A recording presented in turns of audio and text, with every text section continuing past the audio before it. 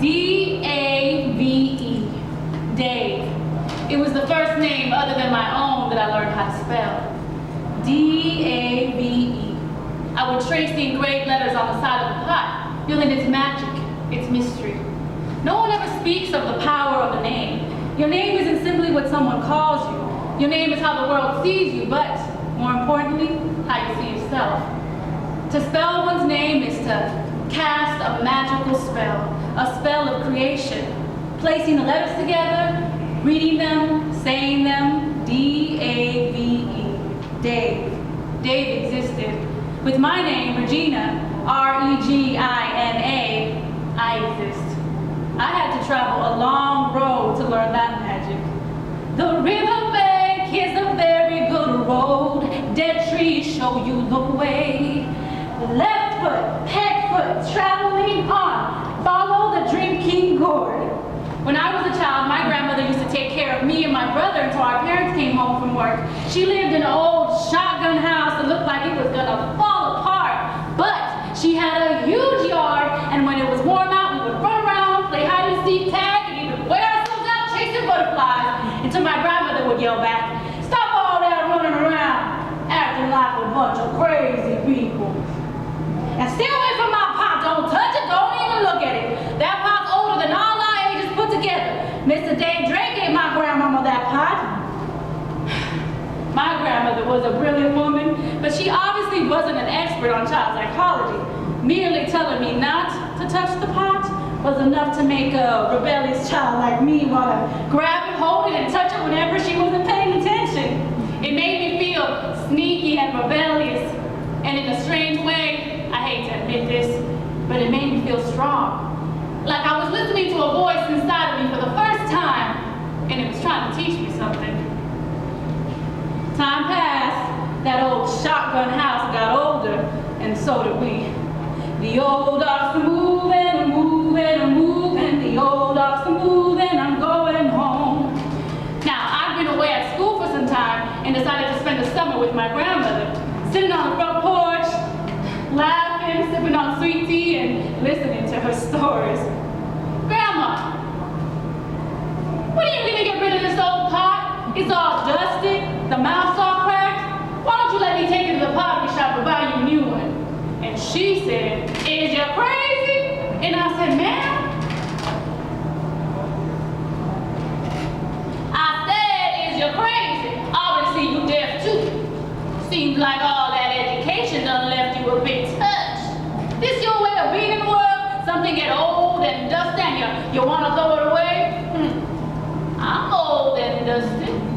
My lips get chapped sometime. Guess you'll be wanting to throw me away next. You have any idea how valuable this pot is?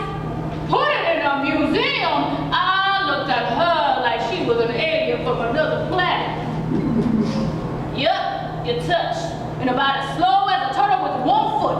I said this here pot was valuable. Value ain't got nothing to do with how much something costs or what it's worth.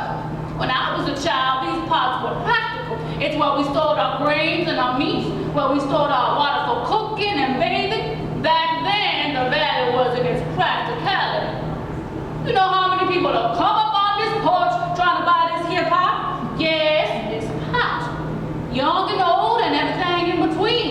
Black, white, green, purple, American, Canadian, and even slow folks from whatever planet you from. They all come with the checkbooks open, ready to name a price. They don't care about how these pots were used. They don't care about all the people, all the generations that use this here pot. All they see is a valuable antique. No, you can't put no price on this here pot. The value's in its story, and the man who made it. Go ahead, touch it. I see your eyeballing it. Go ahead and touch it, like you used to when you were little." To my surprise, my grandmother had known the entire time. When I thought I was being sneaky and rebellious, she'd known. She also knew it was time for me to hear Dave's story from Dave himself. So I did what my grandmother told me. I touched the pot. Waiting for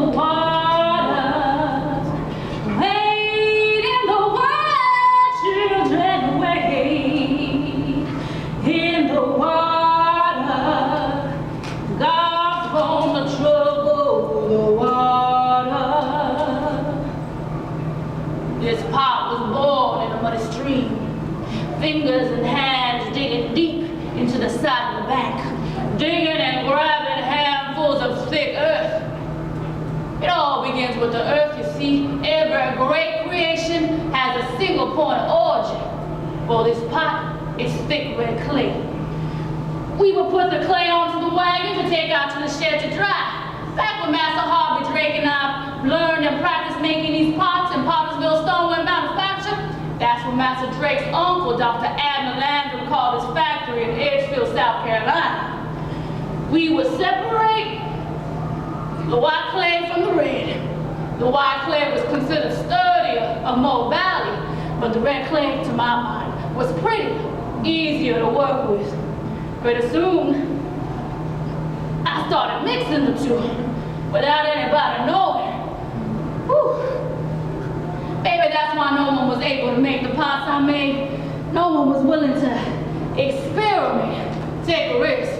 But then again, back then, breathing was taking a risk.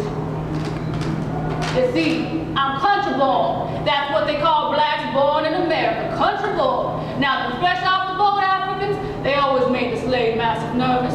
They didn't know if they would starve themselves from a depression or start a rebellion. But us country born slaves, well, we were less of a risk in their minds, less trouble, almost invisible. So we were more valuable because of that. So us country born slaves had a certain type of magic in invisibility. You see, they never saw me. They saw that property, that shadow. They never saw Dave. I had about 5 slave masters I can recall. Been so long I can hardly remember. On one of the first parts I wrote, Dave belongs to Mr. Miles, where the oven bakes and the pot boils. I was invisible because the real Dave was hiding behind the pots he made. That's the truest form of magic. Magic and resistance. Later on I wrote, a better thing I never saw than when I shot off the lion's jaw. We were fighting lions every day. Not the kind of lions you see on the African plains. No, these lions had shotguns. And they stood upright like men. They even looked like men. Men who had a hard time respecting other people's humanity. Now, the only weapons I had to fight them lions off with were the words that I carved into my pots. That's how I fought back. Now, you have to remember, it was illegal for slaves to read and write in the Carolinas after 1834. But that didn't stop me none. Not initially, at least. There was a period of about 17 years where I didn't sign my name or write my poetry on my pots. Some folks tend to forget what it was like for the enslaved and the slave masters back then, or they choose to forget. You see, there were rebellions and rumors of rebellions all throughout the South. Some folks wanted to believe that slaves didn't know that slavery was wrong, that we were all walking around, dancing, singing, and playing the banjo. In reality, we were too tired working from sunrise to sunset to put on a show. Plus, I didn't play the banjo. All these rumors of rebellions, they made the slave masters nervous. The more nervous they became, the more laws they would write to try to keep us in our place. These laws were called the Black Codes, and one of them even made it a crime for slaves to read and write. After the big attempted slave uprising in Augusta, Georgia of 1819, I figured a smart thing for me to do would be to stop signing my name or writing my poetry on my pots. So I stopped. For 17 years, 17 long years. But this invisibility was different. 17 years of not being able to sign my name or write my poetry on my pots. Pretty soon I became invisible to myself. It was the saddest time in my life. I want y'all to imagine you're sitting at the wheel, kicking it to make it spin. Your fingers digging deep as the wheel spins. Pretty soon, your entire life begins to unfold before you. Your memories, thoughts, visions, and dreams. Fingers digging into the side as they press against the outside, recreating yourself over and over again, pot after pot after pot. But with no words to speak your name. 17 years is a long time to be invisible to yourself and to the world. What would you do? Would you take a risk and write if it was illegal for you to do so?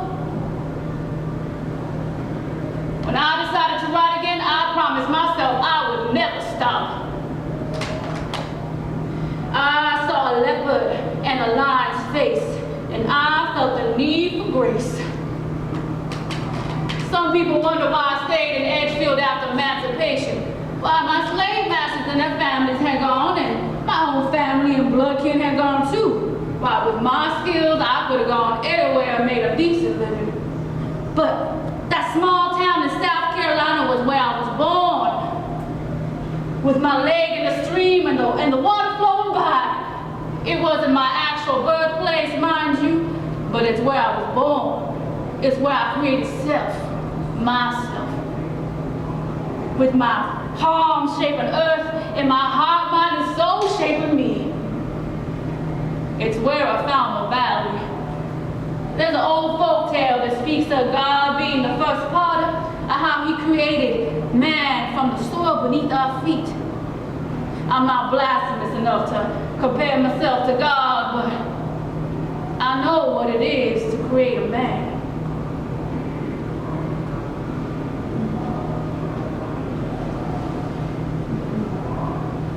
Dave knew how to create magic from palm to earth, to cast a magical spell with words. Understanding Dave's story helped me understand my own story. I know I've been changed. I know I've been changed. I know I've been changed. Angels from heaven gonna sign my name. Thank you. Wonderful.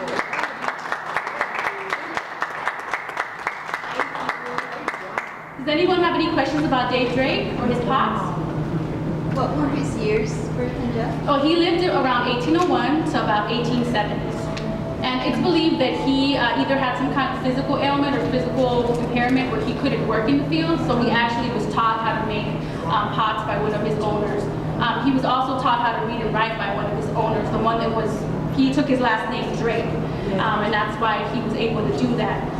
But he really was able to make these beautiful pots and kind of assert himself as a human being, as a person through his pottery, which was really amazing at the time.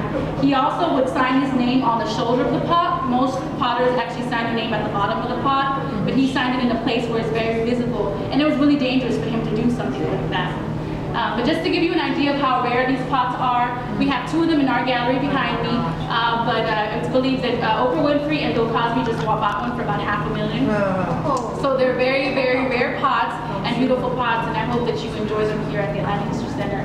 Thank you. They're in there. I'll show you where they are, and I can also answer some questions if you have any questions about them. Well, I thank you for being here today, and I hope you enjoy your time here at the Atlantic History Center. How long have you been